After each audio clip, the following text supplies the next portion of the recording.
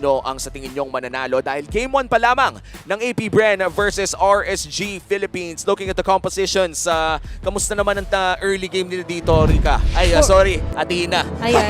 Kasi yung early game dito for AP Bren, mukhang mag-e-enjoy sila, especially with the Mathilda nga na combo na nakita natin nila. But for the side naman ng RSG, dahil nga meron naman silang Benedetta, so kahit papano, maaari nating masabi na hindi rin naman to in totality na madi-disrupt ng ganito kaaga yung mga junglers nila, which is what we're seeing right now. Kalmado pa yung mapa. And excited ako makita no, kung paano nga ba lalabas ang isang Karina, especially in day 2 of the playoffs dahil matagal-tagal na natin hindi nakikita ang Karina na to. And looking at the build, may chance pa na maging magic damage build to. At saka sa mga hindi po nakakaalam, si Karina before ang hero na talaga nagbigay ng napakadaming savage. Ay, oo. Sa mga players. So makikita natin Quantum Charge tapos samahan pa ng thrill para dito sa Karina. So that is adaptive attack. Tapos yung Assassin Emblem na rin. So probably ang ano talaga dito is more on damage. Hindi siya yung may time kasi diba nagkaroon tayo ng tank Karina. Oo. So iba ang magiging takbo ngayon para sa AP Bren. This time around, maganda yung ginagawa rin dito ni Owen. He's just trying to predict kung saan maggagaling yung mga movements from RSG. But it's going to be a first blood going to Nats. There's a Petrify. May gante ng ganito kaaga for AP Bren. It's going to be a 1-for-1. 1-for-1 trade-off pero first blood ay mapupunta pa rin sa side ng RSG. May kalamangan sa gold ang AP Bren. Actually, hindi ko alam saan ang galing to pero may lamang ang AP Bren despite not getting the first blood. Flicker burnt here for Aqua. And so far, I would say na nakakagulat na nagkaroon ng laban bago ang Turtle. Oo, mainit yung mga teams natin. At saka, kung papansin ninyo for RSG, fully aware din naman sila kung saan pupunta si Ogun, napigilan nila at nakasalubong nila.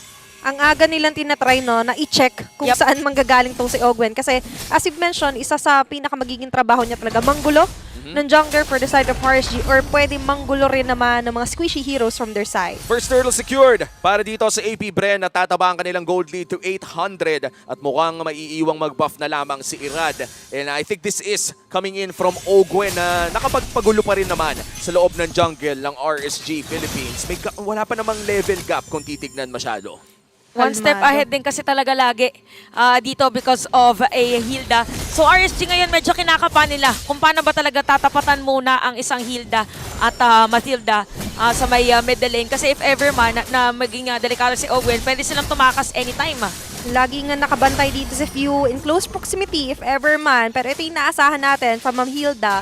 Manggulo, sundan, maging buntot ni Irad. Oh, ito yung literal na parang anino ng isang Hilda ang Matilda dahil tuwing papasok sa malalim na gubat, ang isang Hilda ay pwede rin lang mag-guiding wind palabas. Pero sa ngayon mukhang tatahimik muna ang ating laro. Konting rotations lamang from both teams.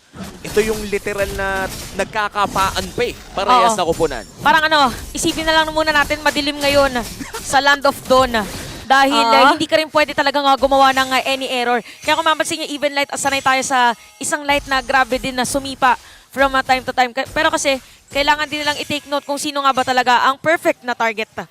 Pero ang tatargetin muna dito sa may bandang bottom side is going to be Eman this early. Medyo pulahan yung buhay niya, pero makakapag-back away pa rin naman. There's the signal, there's the call, pero kita mo naman hindi rin masyado nagamamaasim dito sila Few and syempre si Ogwen na nakabantay pa rin. I'm not sure no kung good ba yun o bad. Dapat ba mas nag-aasim ang Brenny Sports ngayon ng AP Bren, Chantel?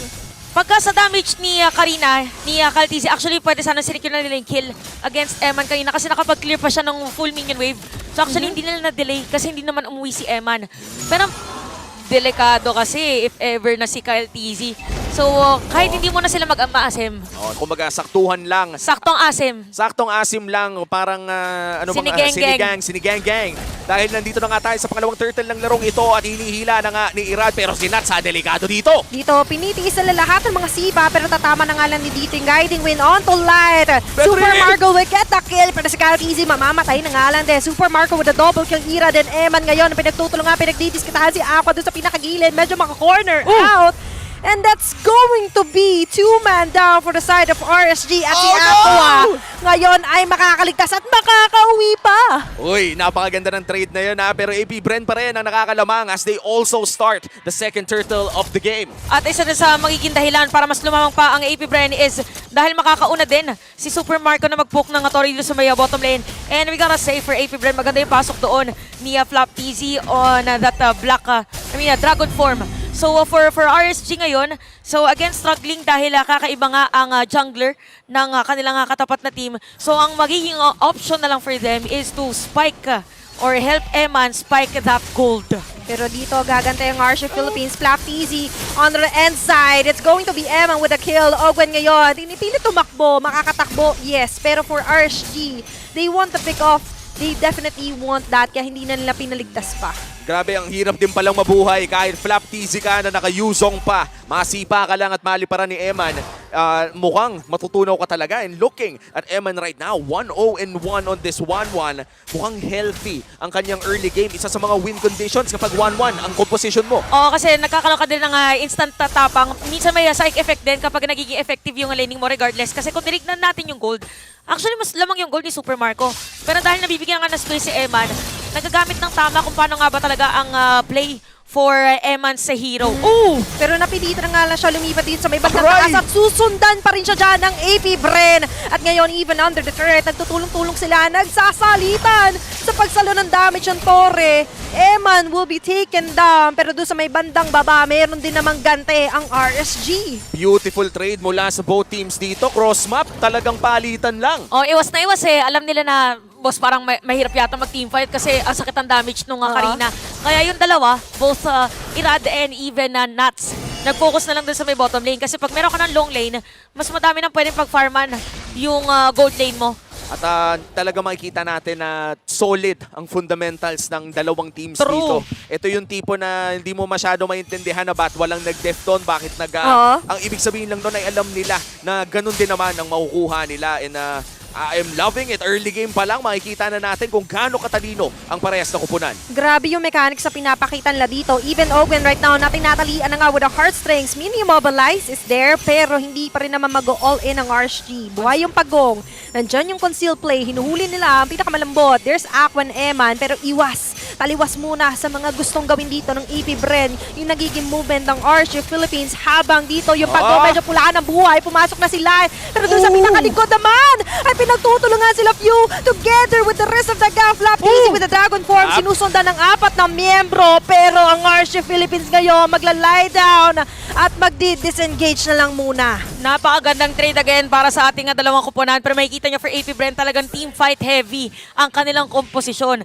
Although wala naging casualty, para sa moment na yon, AP Bren were able to secure that turtle. Pero for RSG, ang trabaho ngayon ni Kuya Makunats ay magpapalambot muna ng mga Torre dahil nasira niya rin yung Torre sa may middle lane. Ang ganda nga ng trade na yun dahil isa ang mid lane turret sa mga pinaka-importanting Torre na kailangan mong alagaan dahil Definitely. nagbibigay ito ng access sa jungle. And RSG, kahit hindi sila nakakuha ng turtle na yun, ay nabutasan naman nila ang isang crucial na part ng mapa para sa AP Bren. Hindi pa rin naman ganun kalaki ang gold lead ng mga Bees. It's still 1.6k at 1 minuto ang ating aantayin para sa pinakaunang Lord ng larong ito. Looking at what happened in the early game, na pumasok pa tayo sa win condition ng Bren na magulo ang isang Fredrin?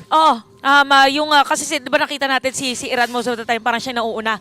Ngayon na-off din siya na sumama kay Nuts para mag-split na naman doon sa may bottom lane kanina. So, medyo nasira yung pattern ng mga Raiders. Pero alam din nila kasi kung paano mag-adjust.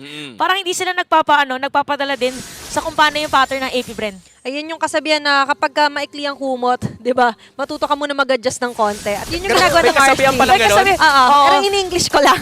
Pero for AP Bren naman ngayon, dahil nga si Limi hawak ng kahit papanong lead, sila ngayon yung mostly nagdidikta ng laro. Pero nakikita naman natin yung mga tinatry na initiation si Light with his sipa. Pero ang problema kasi, merong guiding win, merong pang iwas. Tapos, imagine, meron pang Flap TZ with the Yuzong Petrify. O nga, isa yun sa mga kailangan din bantayan ng RSG Philippines as they wait for the first Lord of the game. You, with this mid lane Matilda, looking great in this game. 100% kill participation. Isa sa mga talagang crucial na stats kapag ang usapan ay position 4. Hihilain na ni Irad. Mukhang matagal-tagal ang sayawan natin dito. Oh, tandaan natin guys, 9 minutes and 45 seconds. Meron mga panghila yung dalawa nating kumpara. Ito ang kinagandahan kahit merong, sabihin na natin assassin. Uy, wait lang, bottom lane! Uy, pero may ibang atake doon sa may bandang baba. Ang side ng RG Ayaw, Petri! Philippines. Pero dito, mababagsak pa nila si Super Margaret. It's going to be a 1-for-1. Pero si Eman ngayon, ang pinagtutulunganan dyan yung Naka. Pero si Caltisi yata ang unang matatanggal. Lumipat dito si Eman with the crossbow of Petri! Caltisi going in hard on the 4 members. Pero mukhang siya pa ang mamamatay with Aqua going in with a double kill. RG Philippines ngayon, libre ang posisyon para makakuha ng Lord. Ang ganda ng mga individual plays ng RSG doon with Nats getting the kill on Super Marco. Talagang nahanap niya ang puso ng AP Bren. At ngayon, RSG Philippines, mukhang sila pa nga ang makakakuha ng pinakaunang Lord ng larong ito. Napaka on point at very maganda para dito sa RSG. Sila talaga yung nag-benefit dun sa mga cross-map plays nila. Tapos alam din kasi ng kanilang team na if ever man, wala nang masyadong supportang pwedeng ibigay kasi wala nang DPS. So pag nawala si Caltisi, wala nang pagkukuhanan ng damage. Ngayon, ang interesting dito, isa kasi sa mga unang binil ni Nats is yung Blade Armor. Kaya naging mas madali para sa kanya. Kaya si Super Marco, para naghanap na lang siya ng safe haven sana dun sa bottom lane turret. Kaso, wala may petrify pa, boss. Alam na eh. Akala ko nga ginamit na niya nung pinuto niya yung Electro Final Blow. Pero mukhang tinipid pa niya for that final moment. Mukhang makukuha pa din naman ni Caltisi ang kanyang purple buff. And gusto ko rin lang banggitin yung Blade Armor na nasabi mo. Yun yung isa sa mga talagang surefire pangontra sa Eerie. Ayan. Kasi hindi naman matitigilan ng Eerie yung pagbanat sa'yo eh. Oo. Kaya kanina, di ba, parang tatayo na lang siya sa tore. Kaya doon yung movement niya. Yung hindi siya tumakbo doon sa may inhibitor turret. Doon siya sa ilalim na, teka lang. Teka lang, tumigil ka Mag-aantay na, Leo. sana tumila ng ulan. Parang ganun. Okay lang sa kanya yung ginagawa na yun, pero mas okay yung Wave Dragon ngayon na tumama kay Flaptizi. Tinatry niya na namang i-sustain yung Eman! damage, kaso nga lang si Emma pa matatanggal. Aqua is the next man down. Si Irad ngayon, walang lingon-lingon, kailangan niya tumakbo, pero hindi na siya papawin pa. Ni Caltisi going in with a double kill. Ngayon ng AP Bren ngayon na mag-rush through sa mga tore ng RSG. This is what the composition from AP Bren is. Kapag nakaisa, tuloy-tuloy na agad. Na-miss natin si Karina at mukhang na-miss din ng Bees. At mukhang si Nats ngayon ay magki-clear lamang ng wave using the Electro Final Blow. And looks like that will be the push mula sa AP Bren. Isang tore, pwede na. Oh, tsaka ito yung gusto ng ganito yung gusto ng AP Brand. Pag magkasama si Caltisi at saka si Super Marco, kasi pumuputok yung damage nilang dalawa. So magugulat na lang, may crit ka na from Irithel.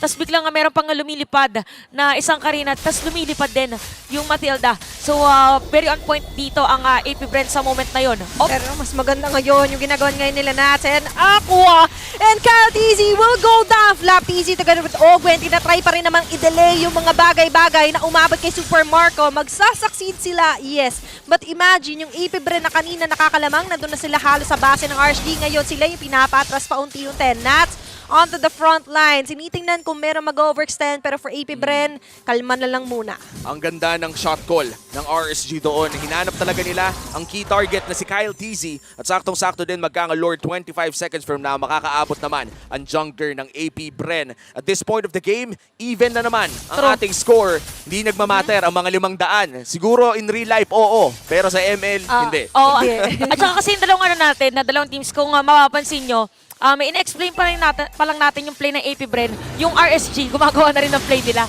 So mga gusto na natin sabihin is nagpapalitan lang sila actually. Dahil pantay yung kit na meron sila at fully aware sila of the potential or yung full potential ng kanilang lineup. Pero ngayon, binabantayan lang ni Ogwen. Nasaan si Nats? Nasaan si Aqua? Andito yung Lord Buhay, pero mukhang kulang sila dyan. Pwedeng gumawa sila Kyle Tizzy, Flap Tizzy, and Few. Si Eman ngayon, ang kanilang pagdidiskitahan. Sumanib na nga with the hard shot, pero there's a petrify. Makakalipad with the crossbow of Tang. Mukhang sila pa nga yata makakapatay dito on the side of AP Bren at si Few. Ang matatanggal. Ira with a double kill. Flap Tizzy trying to run away. Habang sila'y nagkakagulo-gulo dyan, meron din palang isang Nats na gumagawa ng kwento, gumagawa ng trabaho. Super Marco and Ogwen and RG Philippines ngayon ang may pagkakataon na makakuha na naman ng Lord. Mukhang ang Lord ay sisimulan na ng RSG at patapos na nga ata. This might just be a free Lord for RSG Philippines. That is a Luminous Lord. Tapos may pa-effects pa si Irad. A Fraser Strat ang pinapos. Clutch play, Emma, na doon sa kanyang crossbow ng kanina na sumakto din. Parang konting-konti lang, isang hit na lang dito ng ni Kyle TC kay Eman. Probably it would have been a different story for AP Bren. So parang naging panata dito ni Eman ngayon bukas at magpakailanman na dumiretso na talaga. Lipad ko lipad! Okay lang. Mid lane mukhang hindi naman matutuloy ang laban. Sinaktan lang ng konti si Super Marco. 3 waves ang inaabangan. 3 waves ang tinitimpla ng RSG Philippines. Merong Lord sa may bandang itaas pero mukhang matutunaw agad ang mid lane. Nats ngayon ay nabantayan ang bot lane. A 2-prong push coming in from RSG Philippines. At tignan natin kung saan nga ba magfo-focus ang RSG. Maganda yung balanse ng minion wave ngayon ng RSG Philippines pero merong isang Ogwen na nasa labas ng mapa. Alam ito ng RSG, mukhang hindi siya papauwiin ng ibang mga members, specifically Eman and as well as Aqua na mukhang doon sa may minimap natin, makikita natin na hindi ka namin papauwiin ng ganong kadali lamang. And this time around, AP Bren, bawasan pa sila. Alam, at saka yung moment na yun, si Ogwen, parang wala na rin kasi talaga siyang option na yung Hilda kasi as much as possible gusto mo doon ka sa may mga bushes. So, ang naging idea doon was magkaroon siya ng vision na manggagaling doon sa side na yon para malaman kung saan pwede pumasok yung RSG. Pero RSG, alam kasi nila kung anong gagawin. Lap TC mukhang papasok na. Eman with a hard guard. Makakalipat nga ba? Andito yung Petrify play pero yung Electrify na blow doon sa pinakalikod. Nakakatour down ng mga memories and even HP dito for the side of AP Bren. Few hits down, Flap TZ and Super Marco na lang ang natitira para dumepensa. Pero isa-isa na ang tinatanggal ng RSG. Ang mga base turret for the side Nats. of AP Bren. Si Nats ngayon, medyo makunat na talaga definitely. Pero the damage that he is coming from the side of AP Bren, they need to respect that as well. Nararamdaman na ng AP Bren ang 5K gold lead at mukhang hindi pa nga titigilan ng RSG. Gusto din nila ang mid lane at mukhang hindi na nila ata itutuloy. Wala nang minion sa mid. That is the end of the siege of the Raiders. Pero ang daming nakuha ng RSG. Eman, kamunti ka na. Kung ako sa'yo, mag-regen ka na muna. Uwi na lang muna. Medyo na pa sidestep sa gilid. Interesting enough, nakikita na natin actually yung damage kanina, di ba, ni Eman. Pero yung kanyang item, parang nakita ko may nag-build na rin. Ayan, Malefic Roar. Kaka-build niya lang nung Malefic Roar. So yung damage niya kanina, wala pa talagang penetration. So how much more this time around? So for AP Bren, ang kinaganda naman is, again, yung jungler nila dito is a type of jungle na yung mga makukunat, pwede niya yung isa-isahin. Kailangan lang ng magandang entry point. Gwen, looking for an opportunity pero mukhang siya ang nahanap ng mga Siya na Raiders. naman. Natalian na pero may damo pa naman. Tignan natin kung mahuhuli nga ba ng RSG si Ogwen. The great chase continues. Nahuli si Ogwen! And imagine, 5 miyembro ng RSG ang umahabol sa kanya. Nandyan yung Guiding Wind, makakatakas ng konti. Pero mukhang nandyan na nga lang din yung damage na magagaling kay Eman with his crossbows. It's going to be a kill. Nandyan yung Sagasa. Pero Eman with the double kill. Sinaniba pa nga dito with a hard guard. He's unstoppable right now. Lap TZ is down. Emma with a triple kill. RSG ngayon may pagkakataon na matapos ang laban na ito. Indable na ata ang call ng RSG. Tinangki pa ni Irad. Nagpapogi na sa base ng mga bees. Bagsak na ang inhibitor turret. Nandito na rin ang mga minions. Magpo-focus fire na dito ang buong Raiders. Mukhang isa pa ang kanilang isusunod sa hukay. Few hits down. Habang si KTC hindi na rin makakaligtas pa. And Wala the magdadef. Raiders will get this game number 1. At di na nila talagang pinatapos dito side ng AP Bren. That winning moment is brought to you by your official sponsor, FWD Life Insurance. AP Bren, bumagsak sa kamay ng RSG with that powerful 1-1 pick. Sobrang clean play for Light. Hindi niya kailangan ng mga extraordinary, surprising na bombastic na mga ma-wave the dragon. Kinailangan lang niya right on a spot. Nakahanap at nakatakbo si Ogwen, yes, during that time sa kalingan ng mga kanyang